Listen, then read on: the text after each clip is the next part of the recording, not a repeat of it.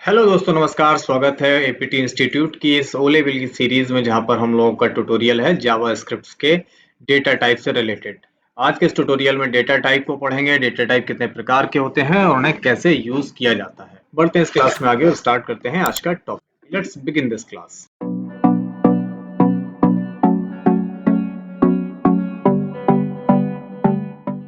हम लोग सबसे पहले देखने वाले हैं जावा स्क्रिप्ट में डेटा टाइप कितने प्रकार के होते हैं। JavaScript variable can hold different data type, number, string, object and more. जो हम वेरिएबल बनाते हैं, हम वेरिएबल पिछली क्लासेस में पढ़ चुके हैं। लेट, वेर, कॉन्स्ट होते थे, ऑब्जेक्ट्स होते थे। उनमें हम अलग अलग चीजें स्टोर कर सकते हैं। हम नंबर भी स्टोर कर सकते हैं, जैसे यहाँ पे लेंथ वेरिएबल लिया, इसमें 16, तो ये नंबर है। हमने लास्ट नेम लिया, तो यहाँ पे डबल कोट के अंदर जो लिखा जाएगा वो स्ट्रिंग ले सकते हैं।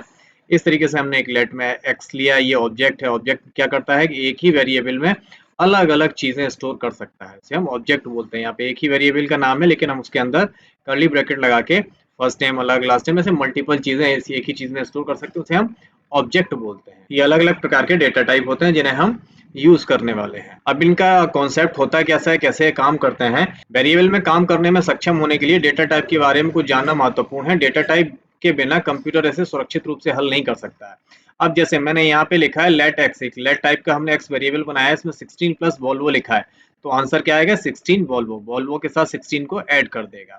ठीक है, क्योंकि इसमें तो जोड़ तो पाएगा नहीं, अल्फाबेट में और न्यूमेरिक ये कुछ कैलकुलेशन तो होता नहीं, तो इसमें आपस में ऐड कर देगा, जोड़ देगा।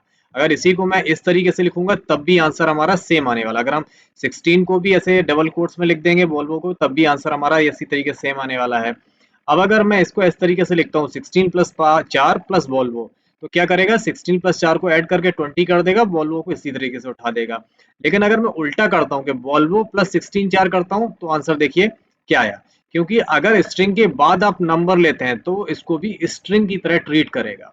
इसने ऐड नहीं किया, जोड़ा नहीं, सिर्फ एज इट इज इसको चिपका दिया है। अब इसको हम देख लेते हैं प्रैक्टिकल करके। अभी मैंने यहाँ पे एक प्रोग्राम बना लिया है, उसमें हमने डेटा टाइप पढ़ रहे हैं। यहाँ पे टेस्ट इसको आईडी दे दी है और मेरे पास वेरिएबल है 1 2 3 4। अब यहाँ पे अगर वेरिएबल में मैं नंबर्स लेता हूँ, मैंने यहाँ पे 30 ले लिया, और यहाँ पे डॉक्यूमेंट गेट एलिमेंट आईडी पे मैं ए को अगर प्रिंट करवाता हूँ, तो देखिए क्या आएगा। मैं यहाँ पे गोलाई पे चलता हूँ और ए को प्रिंट करवा रहा हूँ, तो एक आंसर आया 30। क्यों? क्योंकि ए में 30 है। तो इस तरीके से आप न्यूमेरिक वैल्यू भी प्रिंट करवा सकते थे। अगर मैं यहाँ पे ए में वैल्यू डाल दूं हेलो एपीटी डबल कोट्स के अंदर, अब देखते हैं ए में क्या प्रिंट होगा। हेलो एपीटी प्रिंट हो गया। क्लियर? समझ में आ गया?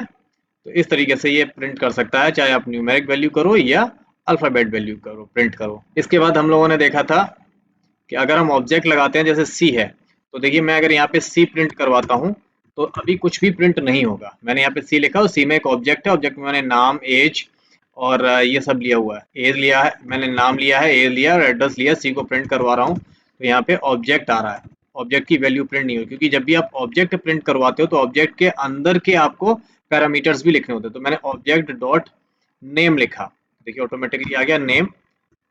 अब ये देखिए प्रिंट करेगा तो नेम से क्या उठाएगा? ये रवि उठाएगा। ठीक, अगर मैं यहाँ पे नेम की जगह पे करवा देता एज, तो ये इस तरीके से एज प्रिंट कर देगा। इस तरीके से आप ऑब्जेक्ट प्रिंट करवा सकते हो। अभी मैं ए में यहाँ पे 16 प्लस हेलो एपीटी लिखता हूँ, तो ए में क्या प्रिंट होगा देख लेते हैं। यहाँ पे 16 और एपीटी प्रिंट करवा दिया इसने, हो गया। क्योंकि इसने क्या किया है, 16 के साथ में एपीटी को जोड़ दिया है। अगर इसी की जगह पे मैं ऐसे करवाता, यहाँ पे 16 की जगह पे इधर पीछे कर दूं, यहाँ पे प्लस 16, तब भी ये क्या करेगा? एपीटी 16 प्रिंट कर देगा। लेकिन अगर मैं 16 प्लस 5 करूं, तो क्या करेगा? 116 प्लस 5 ऐड कर दिए। अगर इसी चीज को मैं पहले करता, अगर मैं यहाँ करता 15 प्लस 5 प्लस, तो ये क्या करेगा? इनको वो ऐड कर देगा, ये जोड़ दिया। क्यों? क्योंकि स्ट्रिंग के पहले अगर नंबर आता है तो इसको वो नंबर की तरह ट्रीट करेगा, और स्ट्रिंग के बाद में अगर नंबर्स आते हैं तो इसे स्ट्रिंग की तरह ट्रीट करेगा। ये चीज हम लोगों ने यहाँ पे पढ़ी थी। इसके बाद हम लोग देख लेते हैं JavaScript are dynamic type. Dynamic JavaScript has dynamic data type, that this means that the same variable can use to hold different. आप एक ही वेरिएबल में अलग अलग प्रकार का डेटा होल्ड कर सकते हो। यहाँ पे लेट में पहले मैंने एक्स करवा दिया, ये अनडिफाइन है क्योंकि इसमें हमने कुछ ही वैल्यू नहीं दी है। फिर मैंने एक्स में 5 डाल दिया, ये नंबर हो गया। बाद में मैंने एक्स में जॉन डाल दिया। तो ये अलाउड है जावा स्क्रिप्ट में, आपके अलग अलग प्रकार का वेरिएबल आप अलग अलग प्रकार की वैल्यू आप एक ही वेरिएबल में दे सकते हैं। इसके बाद हम लोग देख लेते हैं जावास्क्रिप्ट में स्ट्रिंग किस तरीके से आप यूज करते हैं। स्ट्रिंग हम ऑलरेडी देख चुके हैं, डबल कोट के अंदर आप जो भी लिखते हो स्ट्रिंग की तरह ट्रीट करी जाती है, उसे आप डबल कोट्स में लिख सकते हो। सिंगल या डबल कोट कुछ भी आप यूज कर सकते हो, जैसे मैंने यहाँ पे सिंगल कोट यूज किया है, यहाँ पे डबल कोट, यहाँ पे सिंगल और डबल कोट दोनों यूज करें हैं। तो इस तरीके से आप स्ट्रिंग के लिए यूज कर सकते हो। स्ट्रिंग का मतलब है जो चीज आपको एज इट इज प्रिंट करवानी है उसे आप डबल कोट में लिख देंगे तो उसी की तरह प्रिंट हो जाएगी, जिसे हम स्ट्रिंग बोलते हैं। इसके बाद जावास्क्रिप्ट में नंबर्स किस तरीके से आप प्रिंट करवा सकते हैं, तो आप नंबर डेसिमल में और विदाउट डेसिमल किसी भी तरीके से आप प्रिंट करवा सकते हैं। ठीक है, जैसे ये है, इसका हम एग्जांपल आपको बता देते हैं। अब यहाँ पे मैंने ए में 50 लिया और बी में 55.5, तो देखिए ए की वैल्यू 50 प्रिंट कर दी। अगर मैं यहाँ पे इसको बी प्रिंट करवाता 50.5, जबकि दोनों वेरिएबल वेर टाइप के हैं, तो आप किसी भी प्रकार का नंबर स्टोर करके देख सकते हैं। इसके बाद आता है JavaScript Boolean value. Boolean value का आंसर हमेशा ट्रू और फॉल्स में मिलता है। मैं इस लाइन को कमेंट आउट कर देता हूँ और मैं यहाँ पे C is equal to A equal to B करता हूँ और यहाँ पे सी को प्रिंट करवाता हूँ। अब आंसर देखिए क्या आने वाला है, फॉल्स आ गया आंसर। ठीक, क्योंकि ये जो लगाया है आपको जो कंपैरिजन ऑपरेटर है, ये कंपैरिजन ऑपरेटर हमेशा ट्रू फॉल्स में देता है, तो आंसर आपको ट्रू फॉल्स में भी मिल सकता है। इसके बाद हम लोग देखने वाले हैं जावास्क्रिप्ट एरेज क्या होते हैं। एरे हमने ऑलरेडी सी लैंग्वेज में आप लोगों को पढ़ाए थे, अगर जिन लोगों ने पढ़ी है उनको पता होता है। एरे में क्या होता है कि हम एक ही वेरिएबल में मल्टीपल्स वैल्यू स्टोर करके रख सकते हैं, उन्हें हम उसका कंटेनर बोलते हैं। आपको एक बिग ब्रैकेट में या स्क्वायर ब्रैकेट में जो भी वैल्यू है डबल कोट्स के अंदर कॉमा कॉमा लगा के आप स्टोर कर सकते हैं। ये इसका एक इंडेक्सिंग बना देता है और इंडेक्सिंग हमेशा आपकी 0 से स्टार्ट होती है।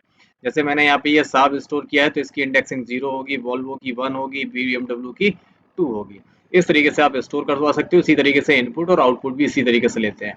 इंडेक्स जो होते हैं इनके अंदर जो बिग ब्रैकेट के अंदर जो स्क्वायर ब्रैकेट के अंदर जो लिखा है इसे हम इंडेक्स बोलते हैं। इंडेक्स का आइटम हमेशा 0 से स्टार्ट होता है और दूसरी वैल्यू 1 होती है, यानी जो पहली वैल्यू होगी वो 0 होगी, 1 2, इस तरीके से मल्टीपल वैल्यू एक ही वेरिएबल में आप स्टोर कर सकते हो। इसको हम इंडेक्सिंग बोलते हैं।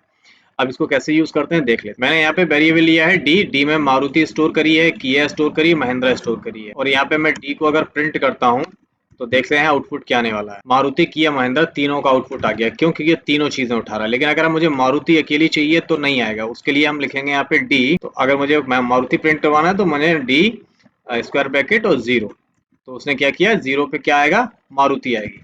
देखिए इसने मारुति प्रिंट करवा दी। अगर मैं यहाँ 0 के यहाँ पे 1 कर दूं तो वो किया उठाएगा। अगर मैं यहाँ पे 2 कर दूं तो वो महिंद्रा उठाएगा। ओके, तो इस तरीके से आप एरे प्रिंट करवा सकते हो। एरे के बाद हम लोग पढ़ने वाले हैं ऑब्जेक्ट। एरे और ऑब्जेक्ट में थोड़ा सा अंतर है। ऑब्जेक्ट कर्ली ब्रेसेस से स्टार्ट होते हैं, जबकि एरे के लिए हम स्क्वायर ब्रैकेट यूज कर रहे थे। और ऑब्जेक्ट के अंदर हम अलग अलग प्रॉपर्टीज में उनकी नाम वैल्यू के जोड़े बना सकते हैं। जैसे मैंने यहाँ पे एक वेरिएबल का नाम लिया है कॉन्स्ट में पर्सन, तो यहाँ पे फर्स्ट नेम में जोन डाल दिया, लास्ट नेम में ड्यू डाल दिया, एज 50, आई कलर ब्लू। इस तरीके से हम अलग अलग वेरिएबल उसके अंदर अंदर अंदर अंदर बना सकते हैं। इसे हम बोलते हैं ऑब्जेक्ट। इसको भी यूज करके देख लेते। मैंने यहाँ पे एक सी ऑब्जेक्ट लिया। ऑब्जेक्ट के अंदर मैंने नाम, एज और एड्रेस तीनों चीजें स्टोर कर दी हैं। अभी मैं अगर यहाँ पे सी को प्रिंट करवाऊंगा, फॉल्स आया, सी में कुछ भी नहीं आया, प्रिंट नहीं हुआ। लेकिन अगर मैं यहाँ पे लिख दूं सी डॉट नेम, तो देखिए यहाँ पे रवि आ गया, क्योंकि नेम में क्या डला है, रवि डला। इसी तरीके से अगर मैं यहाँ पे एज लिख दूं तो यहाँ से एज उठाएगा और एज प्रिंट कर देगा। ठीक, इस तरीके से। अब जैसे मैंने यहाँ पे वैल्यू लिख दी है, वैल्यू की जगह पे अगर मैं कोई वेरिएबल लिख दूं, जैसे यहाँ पे ए वेरिएबल है तो मैं यहाँ पे ए वेरिएबल भी लिख सकता हूँ। जैसे मैंने यहाँ पे ए लिख दिया तो ए में जो वैल्यू होगी वो ऑटोमेटिकली यहाँ पे आ जाएगी। देखिए 50, क्यों? क्योंकि ए में 50 डला है तो ये 50 उठा के यहाँ पे एज में प्रिंट कर रहा है इस जगह पे। देखिए यार, अब जैसे इसकी वैल्यू बदलेगी, इसकी वैल्यू मैंने कर दी 35, तो देखिए अब सी में 35 प्रिंट होगा। इस तरीके से आप ऑब्जेक्ट प्रिंट करवा सकते हैं। ऑब्जेक्ट में वैल्यू इस तरीके से डाल भी सकते हैं। ऑब्जेक्ट के बाद दोस्तों हम लोग पढ़ने वाले हैं type of operator. Type of operator is used to find the type of JavaScript variable. इसका जो डेटा टाइप है वो क्या है, उसके लिए हम लोग टाइप ऑफ यूज करते हैं। टाइप ऑफ से कुछ भी प्रिंट नहीं होता, ये बताता है टाइप ऑफ में वेरिएबल किस प्रकार का, स्ट्रिंग है कि नंबर्स है कि ऑब्जेक्ट है, क्या है, ये बताएगा। देखते हैं कैसे काम करता है। अब जैसे मेरे पास यहाँ पे लिखा है, मेरे पास 3-4 वेरिएबल हैं और मैंने यहाँ पे लिखा है टाइप ऑफ ए। तो अब ए किस प्रकार का वेरिएबल है ये बताएगा। ये न्यूमेरिक वेरिएबल है क्योंकि ए में न्यूमेरिक वैल्यू है। ठीक, अगर मैं बी को यूज करूं तो देखते हैं बी में क्या बताएगा। मैंने बी को यूज किया, बी भी न्यूमेरिक है क्योंकि जबकि दशमलव वैल्यू है। अगर मैं सी को यूज करता हूं, सी में बता रहा है ये ऑब्जेक्ट है, क्योंकि सी में ये ऑब्जेक्ट बना के मैंने डाला था तो बता दिया कि सी ऑब्जेक्ट है। अगर मैं यहाँ पे डी को लेता हूँ तो डी को भी ऑब्जेक्ट के ट्रीट कर रहा है एरे को। अगर मैं यहाँ पे बी में कोई लिख देता हूँ हेलो स्टूडेंट्स और यहाँ पे बी को प्रिंट करवाता हूँ तो बी की वैल्यू बताएगा अब ये स्ट्रिंग स्ट्रिंग बताएगा। ठीक, तो आप टाइप ऑफ ऑपरेटर से उसका डेटा टाइप देख सकते हैं। अब देख लेते हैं अनडिफाइंड। अनडिफाइंड वेरिएबल का मतलब है कि इसके अंदर कोई भी वैल्यू नहीं है। जैसे कार है, कार में कोई वैल्यू नहीं है तो ये अनडिफाइन आएगा। यहाँ पे कार अनडिफाइन इक्वल टू लिख दिया क्योंकि इसमें कोई वेरिएबल का नाम नहीं दिया तो ये भी अनडिफाइन आएगी। एम्प्टी वैल्यू का मतलब है कार इक्वल टू आपने डबल कोट लगा के छोड़ दिया तो ये स्ट्रिंग है, लेकिन ये एम्प्टी वैल्यू है, ये खाली है, इसमें कुछ भी नहीं है, सिर्फ स्पेस आ रहा है, जिसे हम एम्प्टी वैल्यू बोलते हैं। तो दोस्तों हम लोगों ने डेटा टाइप पढ़ लिया, डेटा टाइप को यूज करके देख लिया है, हमने सारे प्रोग्राम आपको बना के दिखा दिए हैं। उम्मीद करते हैं आप लोगों को समझ में आए होंगे। सभी प्रोग्राम को एक एक से कॉपी पे लिखिए, फिर प्रैक्टिस करिए, तब आपको कहीं अच्छी तरीके से समझ में आएंगे।